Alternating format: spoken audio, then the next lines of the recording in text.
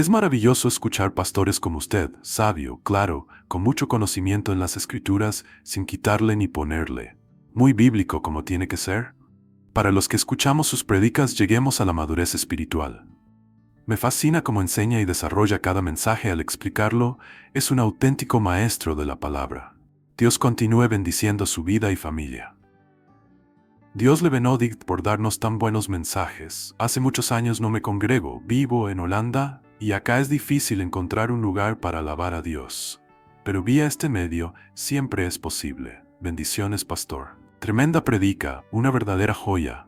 Dios Señor Todopoderoso los siga utilizándolo grandemente, que el Señor bendiga grandemente su vida. Él les dijo, ¿y vosotros? Porque esto es lo que dice la gente. Pero ustedes, ¿qué opinan? ¿Quién decís que soy yo? Yo no veo a Juan respondiendo a la pregunta. Perdonen. Yo no veo a Santiago, ni a Tomás, ni a Andrés, ni a Felipe. Yo veo solamente a Pedro. Y Pedro dice, versículo 16. Simón Pedro dijo, tú eres el Mesías, tú eres el Cristo, el Hijo del Dios viviente. ¿Cuántos dicen amén? ¿Buena respuesta o no? ¿Perfecta? Buena no, perfecta. Escucha ahora la respuesta del Señor. Bienaventurado eres, Simón, hijo de Jonás, porque no te lo reveló carne ni sangre, sino mi Padre que está en los cielos. Tú sabes lo que es que el mismísimo Señor Jesucristo, delante de los discípulos, diga a Pedro, Pedro, muy bien, matrícula de honor, bienaventurado, ashrei, rico, dichoso, feliz, enhorabuena. Tu respuesta ha sido excelente. Y además digo algo, que lo que acaba de pronunciar y salir por tu boca no es algo que te lo preparaste anoche, sino te lo reveló mi Padre que está en los cielos, está hablando a través de tu boca. Oye, ¿tú no crees que Pedro mira hacia Juan, a Santiago, a Felipe y dice,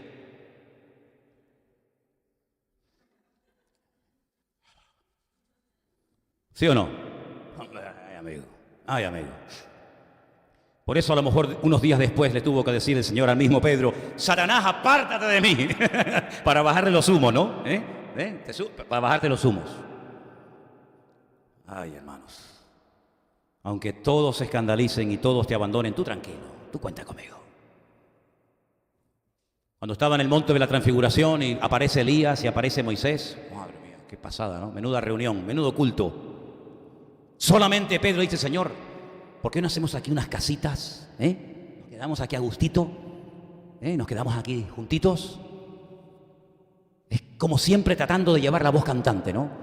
Permítame la expresión, con todo respeto lo digo, el enterado del grupo. Es el enterado del grupo. Siempre Pedro, siempre es por delante. Por eso tiene que ser tratado una persona con tanto potencial. La gente que tiene mucho potencial son la gente que más tiene que ser tratada por el Señor. ¿Sabíais eso o no? Cuanto más potencial, cuanto más te quiera utilizar el Señor en el futuro, por los dones, por las habilidades o por la gracia que el Señor ha derramado sobre tu vida, más tiempo te va a tener en el horno de aflicción por el fuego. Tiempo te va a tener en el horno de aflicción por el fuego. ¿Cuántos dicen amén?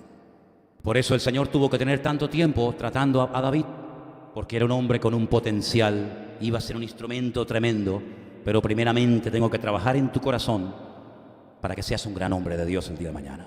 Y por eso tuvo que tener tanto tiempo en el horno de aflicción y de prueba José, porque tenía un potencial este muchacho, tenía un carisma este hombre, tenía tanto del Señor para dar, pero te tengo que tratar, te tengo que pulir primero, porque si no, en vez de ser un diamante en bruto, vas a ser un bruto diamante, ¿sabes? Entonces el Señor estaba tratando a Pedro, pero no solamente tenemos que ser tratados, sino también tenemos que ser restaurados. Porque si no somos previamente tratados y restaurados, lo que llevas dentro, que está ahí, no va a poder fluir con libertad y para la gloria del Señor.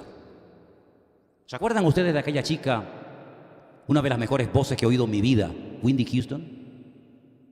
Esta chica se convirtió y asistía a la iglesia con su madre desde niña. Tenía un don espectacular, sin lugar a dudas. ¿Qué hizo con su don? ¿Qué hizo con su talento? Se lo dio al mundo. Se lo dio al mundo. Y en las discotecas y en todas partes del mundo, la gente cantaba y bailaba con la música de una joven que fue criada en los caminos del Señor, pero que le dio su don y su vida al mundo. Y así le fue.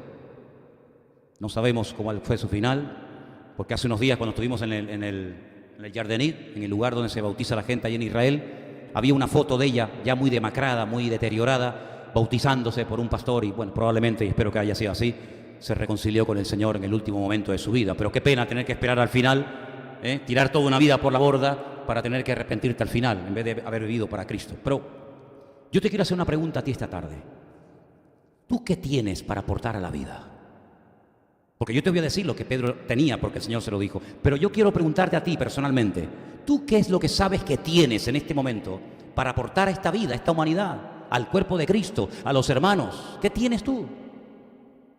¿Qué vas a hacer con ese potencial que Dios te ha dado? Con ese don o dones o habilidades. ¿Qué vas a hacer? Piensa en esto. Quiero leerte estos versículos. Mateo 16, seguimos, ¿verdad?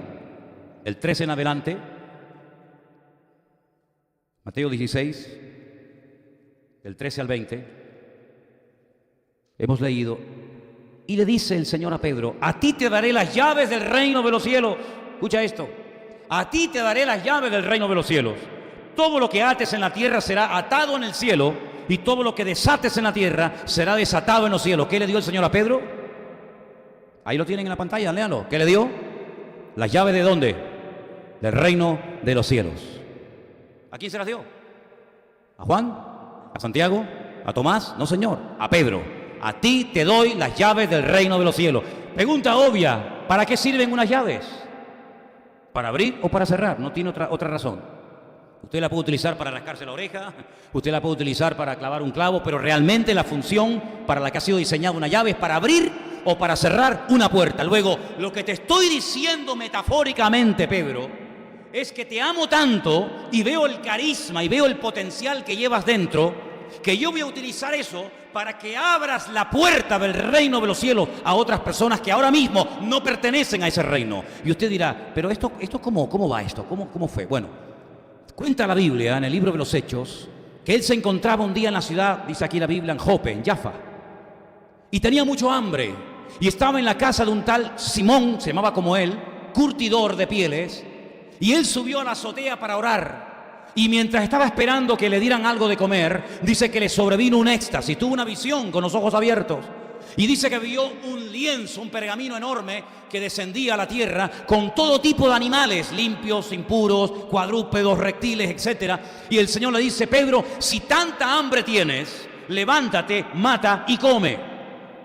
Pedro podía haber dicho, ahora mismo, Señor, es una orden divina, adelante. No, sino que le dice, no, Señor, yo nunca he hecho eso. Yo nunca he comido un animal inmundo y me lo he metido en la barriga. Y el Señor le dice, tú no llames inmundo lo que yo ya he limpiado. Levántate, mata y come. Y otra vez vuelve 3 veces a decirle no al Señor. Oye, hermanos, lleva mucho tiempo arrancarnos de nuestro cuerpo los hábitos y las costumbres que durante años hemos mantenido. Amén. Cuidado con los hábitos y con las manías y con las costumbres y con las tendencias que has desarrollado queriendo sin querer, porque te va a costar mucho tiempo desarraigarlas. 3 veces me negaste, ahora vuelves 3 veces a llevarme la contraria. Entonces el Señor se lleva esa especie de lienzo y al momento dice la Biblia que tocan a la puerta unos soldados romanos, gentiles, que vienen enviados desde la ciudad de Cesarea, la marítima, de parte de un tal Cornelio para que vaya a la casa de este centurión romano a predicarles el evangelio. Nunca en la vida Pedro había entrado a la casa de un no judío a predicarle la palabra ni a nada. Pero el Señor le dice, ve con ellos, no tengas miedo, tú vete con ellos. Desde Jaffa hasta Cesarea hay una buena tirada caminando, como 2 o 3 días tardaron. Cuando llega, la casa de Cornelio está abarrotada. Y dice, aquí estamos expectantes porque Dios, el Señor, se me manifestó y me dijo que te llamara porque tú tienes algo que decirnos. Porque ya Cornelio había sido visitado por el Señor, porque la conducta y lo que hacía y cómo vivía habían tocado el corazón del Señor, y el Señor le mandó a un predicador, al apóstol Pedro, para que le predicara la palabra. Cuando Pedro entra a la casa de Cornelio, podía haber dicho, buenas tardes, ¿qué tal? ¿Cómo están todos? Gracias por estar aquí con nosotros. Estoy muy agradecido de que me hayan invitado. Para mí es un honor, para mí es un privilegio estar en la casa de esta autoridad romana. Estoy muy contento de tanta gente que ha venido a escuchar la palabra. ¿Fue así su presentación? Nada más lejos de la realidad. ¿Cuáles fueron sus primeras palabras? Me siento mal, me siento incómodo aquí, ¿eh? Ustedes saben que yo soy judío y para un judío estar en casa de un juntil y más con todos los que hay aquí adentro, poco más se le escape, dice, encima con lo que apestan ustedes, asquerosos soldados romanos, van en esa línea, ¿eh? Van en esa línea, ¿eh? Casi estoy aquí como obligado. Impresionante. Esas son las llaves que yo te di, querido.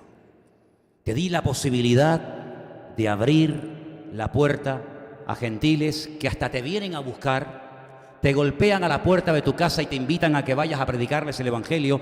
Aprovecha esta oportunidad. Te he dado a ti el honor, te he dado a ti el privilegio. Tú que me dijiste, ¿te acuerdas allí en Cesarea de Filipo? Tú eres el Cristo, tú eres el Mesías, tú eres el Hijo del Dios viviente. Pues aquí lo tienes, servido en bandeja, amigo. Aquí tienes la puerta abierta, la llave la tienes delante.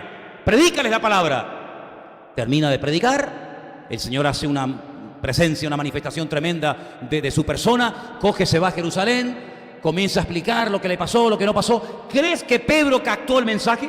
¿Crees que Pedro entendió aquello de las llaves, de abrir, de cerrar, de dar la posibilidad de conversión a gentiles o no?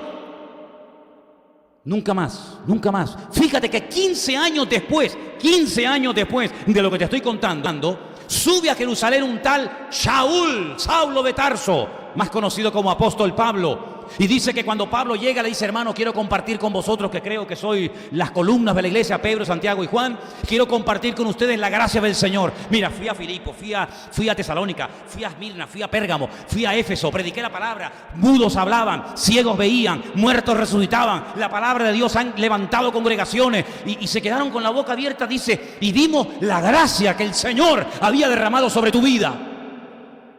Dice el apóstol Pablo, y me dieron a diestra en señal de amistad, dice, nada nuevo me compartieron, solamente me pidieron que nos acordáramos de los pobres. Pero Pedro dice, agárrate, hermano Pablo, vemos la gracia del Señor sobre tu vida. Me parece muy bien que tú te dediques a predicar el Evangelio a los incircuncisos, a los gentiles. Nosotros tenemos el Evangelio de la circuncisión. Seguiremos predicando a nuestros hermanitos y tú predícales a esos amigos tuyos. ¿Qué estás haciendo con las llaves que Dios te dio? ¿Qué estás haciendo con la voz? ¿Qué estás haciendo con los recursos? ¿Qué estás haciendo con tu tiempo, con tu conocimiento, con tus dones? ¿Qué estás haciendo? Pedro, te lo encomendé a ti. Pero ¿sabes una cosa? No hay nadie imprescindible en el reino de los cielos. ¿Cuántos dicen amén? No hay nadie imprescindible en la iglesia. Nadie. Ay, ¿qué pasaría si faltara fulano? Nada.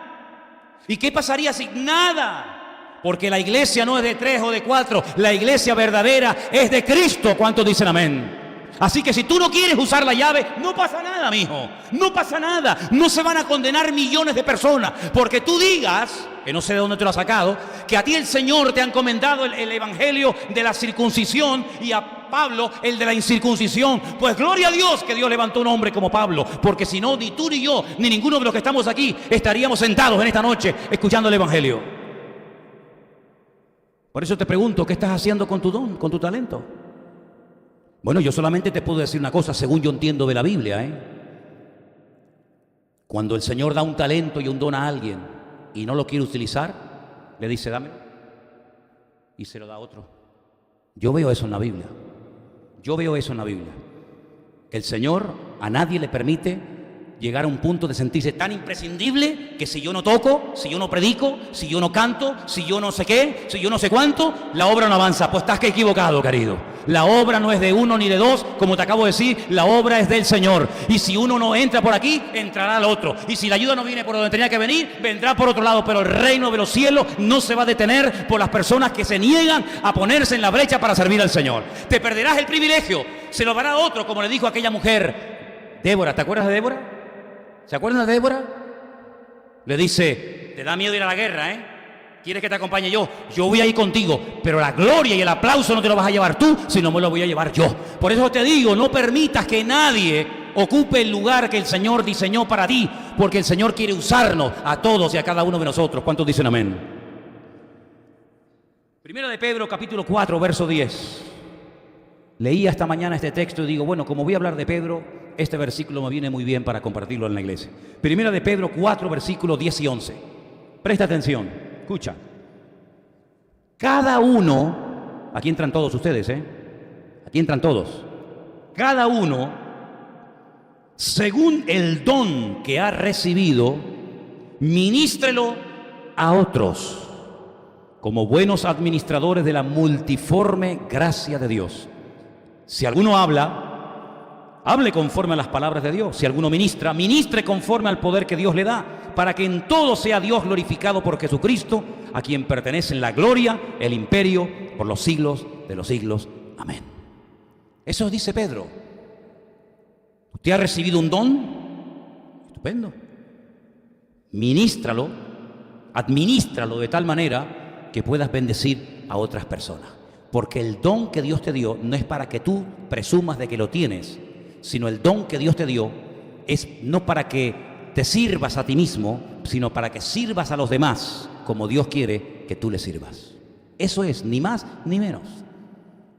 Hay otro texto en Primera de Pedro, capítulo 2, versículo 20, muy bonito también, que quiero leerlo. Y será el último texto que lea esta noche. Primera de Pedro, capítulo 2, verso 20. Y dice así: pues qué gloria es si pecando sois abofeteados, mas si haciendo lo bueno sufrís, si lo soportáis, esto ciertamente es aprobado delante de Dios.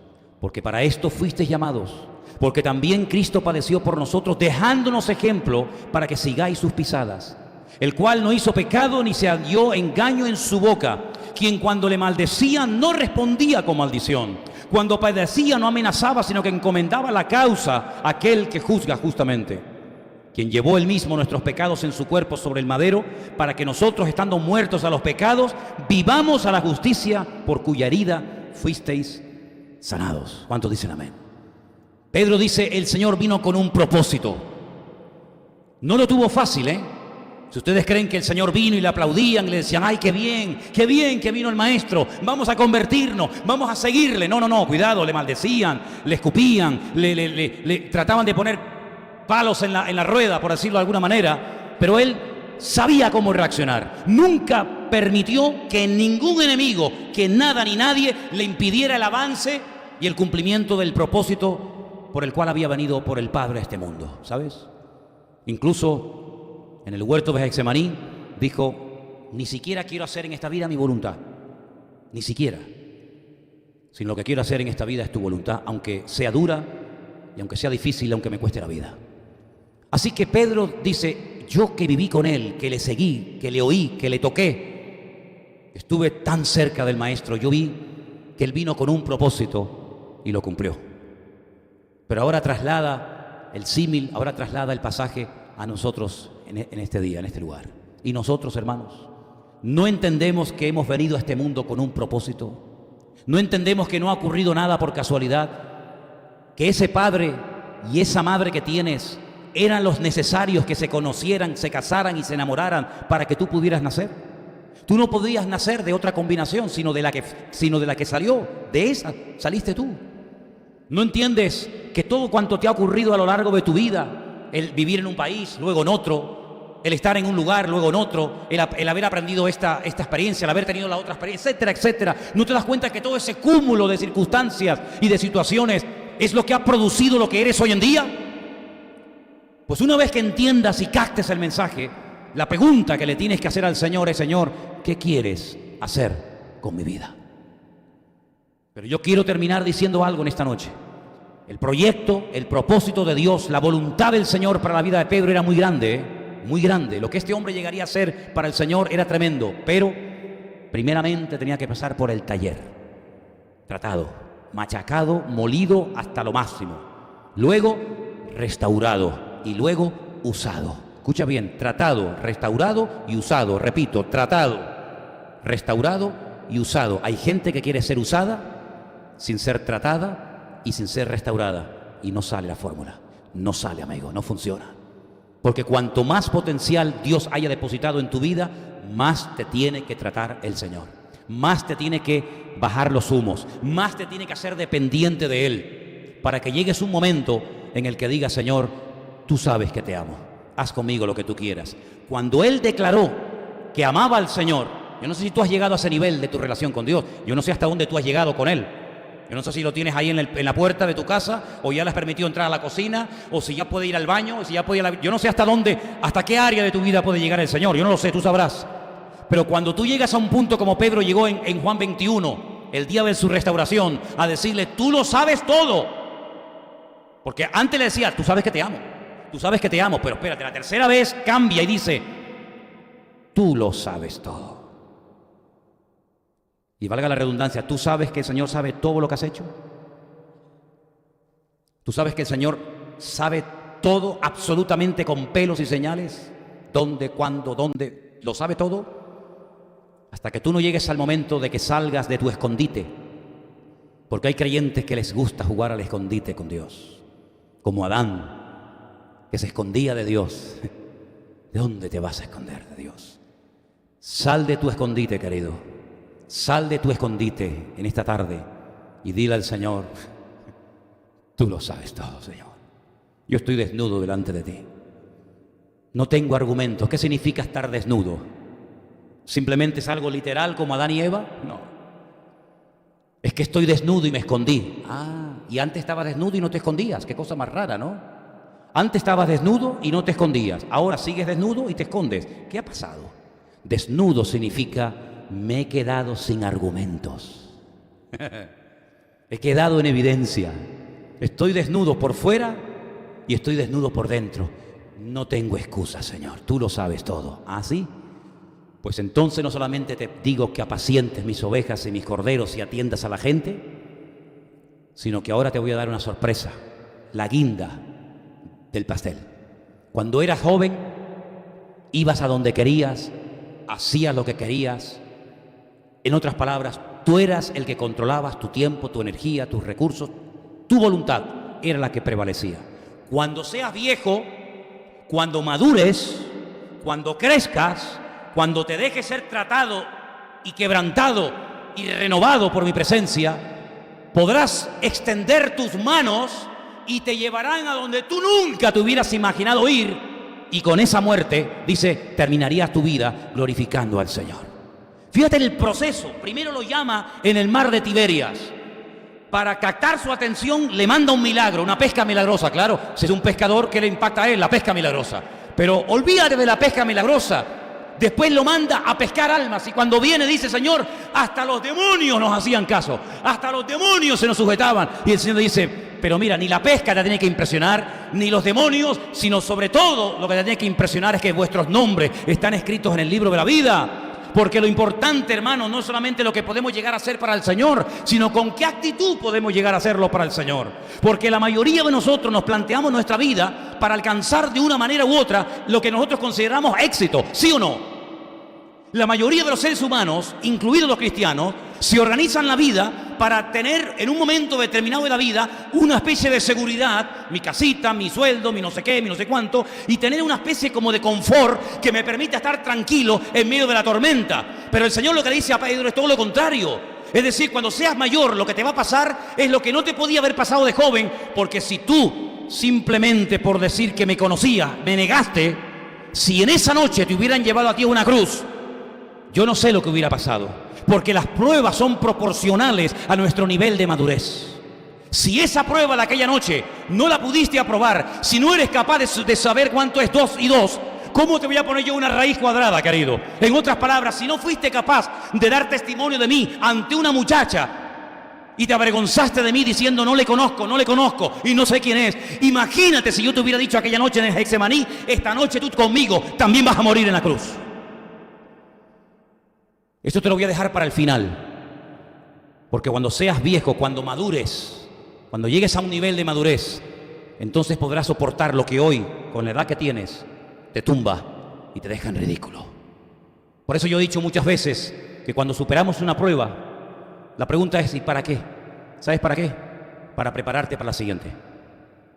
Y cuando apruebes la siguiente, para prepararte para la otra. Nunca vas a ser un cristiano maduro y firme en el Señor si no eres tratado y si no eres restaurado en todas y cada una de las áreas de tu vida. ¿Saben cuál fue? Y no me quiero desviar del tema, solamente a modo de ejemplo. ¿Saben cuál fue la ruina de David? Las mujeres. Pero este problema no comenzó a tenerlo a los 50 años. Este problema lo persiguió a David toda la vida. Pero estaba tan ocupado trabajando para el Señor que como que estaba dormido el tema. Pero en cuanto se presentó la ocasión, David cayó en lo que no tenía dominado desde su juventud. Y por eso el Señor le dice a Pedro: cuando tú eras joven, te pasó esto, esto, esto y esto y esto. Pero cuando madures, cuando seas viejo, entonces te puedo comunicar ahora algo tremendo. Vas a extender tus manos y de esa manera, muriendo como yo, vas a poder glorificarme a mí. ¿Tú quieres crecer? ¿O quieres ser un mequetrefe toda la vida en la iglesia? Una señora y un señor que parece muy educado y muy bueno, muy espiritual, pero que a la hora de la verdad no se le puede decir nada porque te pones con cara larga y te vas de la iglesia. El Señor quiere que maduremos y que crezcamos. Anoche escuchaba una entrevista que le hacían a esta chica, ¿cómo se llama? Irene, ¿no? Irene Villas. Una chica que cuando era niña, la banda terrorista ETA en un atentado, ella perdió sus piernas y 3 dedos de su mano izquierda.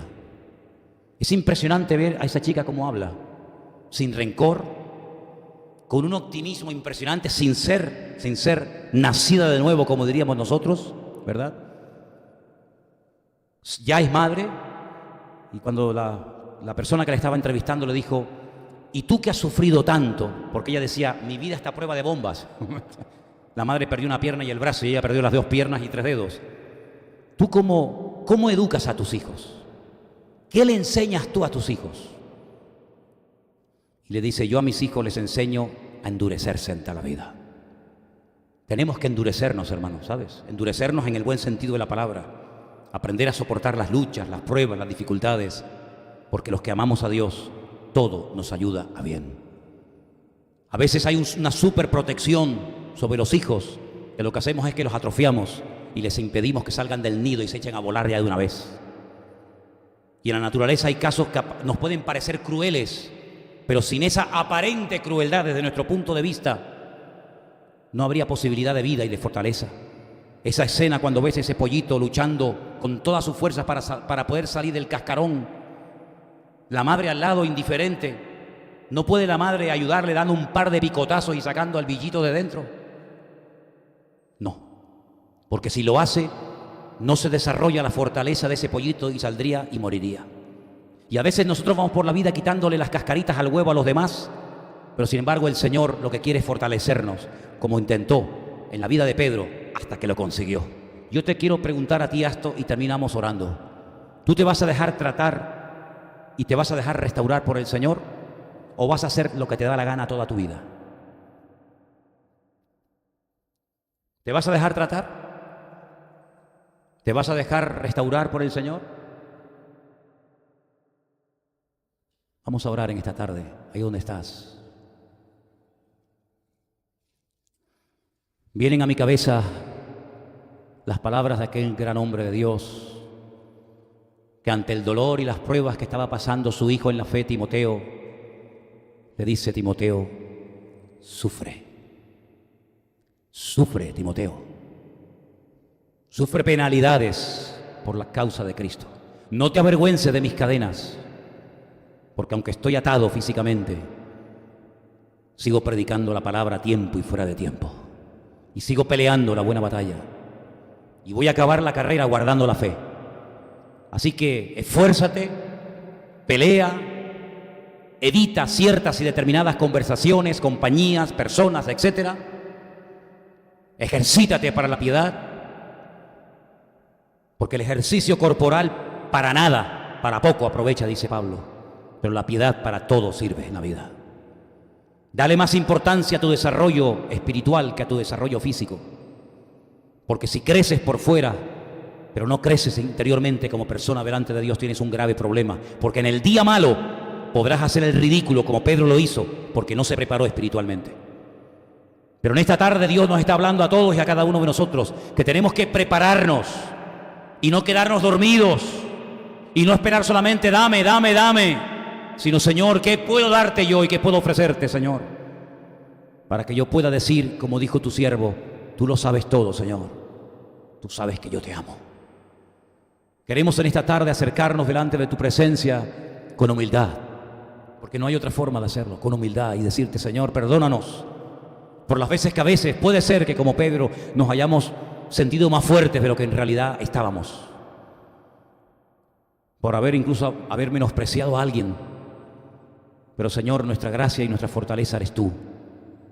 No son los años, ni la experiencia, ni las experiencias acumuladas de la vida, sino es la gracia de Dios la que nos permite estar firmes hasta el día de hoy aquí en tu presencia, Padre. Gracias, Señor. Fortalécenos a todos y a cada uno de nosotros, y queremos ser restaurados, queremos ser tratados en todas y cada una de las áreas en las que tú veas que mi vida necesite ser cambiada y tratada. Te doy muchísimas gracias, Padre Santo, por este privilegio.